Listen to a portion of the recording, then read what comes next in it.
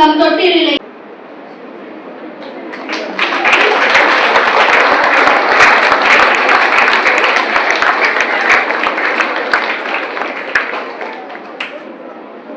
நன்றி அம்மா.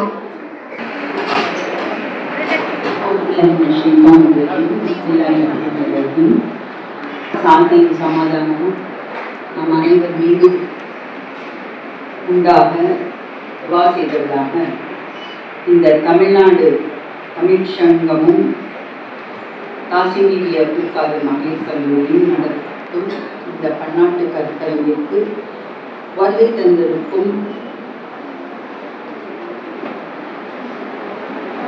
முனைவர் ஜென்னி வினோதாஸ்ரீ அபுதாபியில் இருந்து வந்துள்ளார்கள்.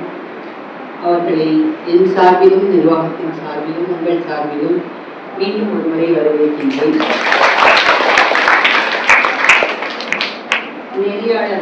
நெறியாளராக தமிழ்நாடு தமிழ் சங்கத்தின்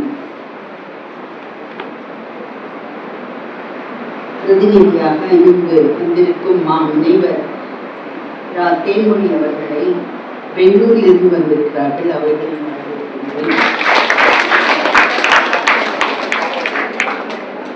மேலும் தமிழ் செம்மன் கவிதை கணேசன் அவர்கள் ஆலோசகராக இந்த தமிழ்நாடு தமிழ் சங்கத்திற்கு வந்துள்ளார்கள். அவர்களை வரவேற்கின்றேன். இந்த பன்னாட்டு கருத்தரங்கம் என்ற ஒரு நிகழ்வில் நாம் ஒன்று கூடியுள்ளோம். அனைத்து துறைகளை சார்ந்த மாணவிகளும் இங்கு இருக்கின்றார்கள் என்பதை நான் கருதுகின்றேன். ஏன்னா தமிழ் எல்லா துறைகளுக்கும் பொதுவான ஒரு பாட பகுதியாக அமைந்துள்ளது. இந்த தமிழ் மொழி தாய்மொழியாக இருந்தாலும் நாம் அதற்கு மிக முக்கியத்துவத்தை தருவதில்லை. ஏன்னா தமிழ் தானே பேசுறோம், தமிழ் எல்லாருக்கும் ஈஸியா வந்துடும். அது நம்ம ஆனா தமிழ் எப்படி பேசணுங்கிறதே நம்ம மறந்துட்டு வேற மாதிரி இன்னைக்கு அது மருவி ஒவ்வொரு பகுதியிலும் ஒவ்வொரு முறையில் தமிழ் மொழியை பயன்படுத்த ஆரம்பித்து விட்டார்கள். அதனால இந்த தமிழ் மெல்ல இனி ஆழத்தில் மறைந்திருந்த முத்துக்களை உலக வர்த்தகமாக மாற்றி மிகப்பெரிய கடல் வர்த்தக மையமாக உருவான ஒரு நகரம் தான் கீழக்கரை. ராமநாத் இது ஆக்சுவலா இந்த கீழக்கரையை பத்தி ஒரு 700 ஆண்டுகளுக்கு முன் நடந்த ஒரு நிகழ்வை ஏஐ மூலம் கம்பைல் பண்ணி போட்டிருக்காங்க. ஒரு 4 நிமிஷம் ஒரு வீடியோ கேப்சர் பண்ணியிருக்காங்க. இந்த நகரம் எப்படி இருந்தது அந்த காலங்களில், சங்க காலத்துக்கு முன்னாடி கூட சொல்லலாம். இங்கே அரேப்ஸ் மட்டும் இல்லை, ட்ரேட் காமர்ஸ் எல்லாமே நடந்த ஒரு துறைமுக பட்டினமாக இந்த கீழக்கரைக்கு 23 பெயர்கள் இருக்கின்றன என்று வரலாறுகள் சொல்கின்றன. அதையெல்லாம் அறிவியல் ஆராய்ச்சி செய்ய இன்று பல பேர் முன்வருவதில்லை. அதற்காக ஒரு உந்துதலாக இருக்கட்டுமே, கீழக்கரையை பற்றி ஒரு வீடியோ கொடுத்தா நல்லா இருக்கும்னு நினைச்சேன். நேத்தா சொன்னேன், அவங்க கேப்சர் பண்ணியிருக்காங்க. இன்ஷா அல்லாஹ் அதை நீங்க பார்ப்பீங்க கடைசியில. இப்போ நான் சொல்ல வர்றது, இங்க வந்திருக்கக்கூடிய இந்த அமர்வில் அமர்ந்துள்ள அனைத்து மாணவிகளும் பேராசிரியர்களும் நாம் ஏன் இங்கு வந்துள்ளோம். ஏன்னா எனக்கு ஒரு முக்கியமான விஷயம் என்ன அப்படின்னா, ஒரு 20 ஆண்டுகளுக்கும் நான் அழகப்பா பல்கலைக்கழகத்தில்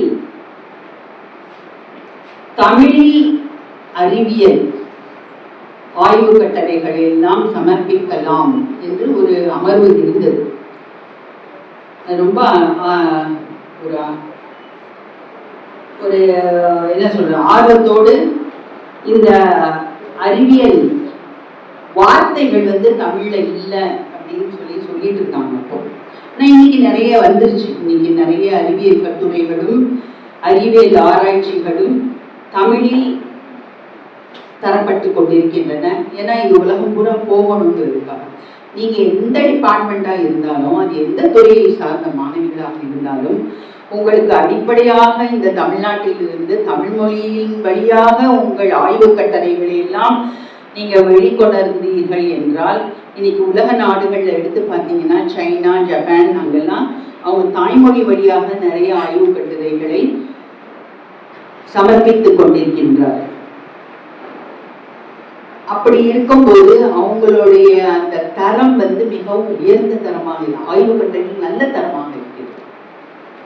அதை நம்ம கொஞ்சம் யோசிக்கணும். இந்த அறிவியல் ஆராய்ச்சியில் நாம் எவ்வாறு முன்னோக்கி பயணம் செல்ல வேண்டும் என்பதை மாணவிகளாகிய நீங்களும் இளம் பேராசிரியர்களும் நிச்சயமாக இதற்கு ஒரு முத்தாய்ப்பாக ஒரு அமர்வே வைத்து நீங்கள் ஆராய வேண்டும் என்பது என்னுடைய ஒரு தாழ்மையான வேண்டுகோளாக இந்த தமிழ்நாடு தமிழ் சங்கத்திற்கு நான் கேட்டுக்கொள்கின்றேன். ஏன்னா அவங்க நிறைய ஆஸ்பெக்ட்ஸ்ல நிறைய விஷயங்களை செஞ்சுட்டு இருக்காங்க. ஆனால் அறிவியல் தமிழுக்கு அவர்களுடைய கான்ட்ரிபியூஷன்ஸ் பங்களிப்பு என்னன்னு எனக்கு அவங்க இதில் கிடைக்கல. அதனால நினைக்கிறேன் நம்ம வருங்காலத்தில் இந்த அறிவியல் ஆராய்ச்சியில் பெண்களின் பங்கு, அறிவியல் ஆராய்ச்சியில் பெண்களின் உயர்தரமான கட்டுரைகள் இதெல்லாம் நம்ம வெளியிடுறதுக்கு முயற்சி செய்ய வேண்டும் என்பது என்னுடைய மிகவும் தாழ்மையான வேண்டுகோள். அறிவியல் என்பது உலகளாவிய வழியில் இன்னைக்கு எல்லா துறைகளும் இந்த அறிவியலை நோக்கி பயணம் செய்து கொண்டிருக்கின்றன. அது எந்த துறையாக இருந்தாலும், நீங்க படிக்கிறது இங்கிலீஷா இருக்கலாம், தமிழா இருக்கலாம், ஹிந்தியா இருக்கலாம். ஆனா ஆராய்ச்சி என்பது மிகவும் மிக மிக முக்கியமான ஒரு சூழல் நமக்கு தேவையாக இருக்கின்றது. இந்த அறிவியல் ஆராய்ச்சியில் முத்திரை பதித்த பெண்கள் பலர் உள்ளனர். தடைகளை தகர்த்து மனிதகுலத்தின் வளர்ச்சிக்கு வித்திட்ட பெண் ஆளுமைகளின் வரலாறு என்பது தற்போதைய நிலையை நாம் பார்க்க வேண்டும் என்றால் ஒரு ரொம்ப டீப்பா நம்ம பார்க்க முடியாது. வரலாற்று பின்னணியை எடுத்து பார்த்தாலும் ஆரம்ப காலத்துல இந்த பெண் அறிவியலாளர்களுக்கு மிகப்பெரிய சவால்களும் இருந்தன. பண்டைய காலம் தொட்டே பெண்கள் அறிவியலில் ஆர்வம் காட்டி வந்தார்கள். உதாரணமாக நீங்க எடுத்து பார்த்தீங்கன்னா 4ஆம் நூற்றாண்டில் வாழ்ந்த ஹைபேஷியா என்ற வானியல் மற்றும் கணிதத்தில் சிறந்த பெண்மணி மிகச்சிறந்த அறிஞராக இருந்தார்.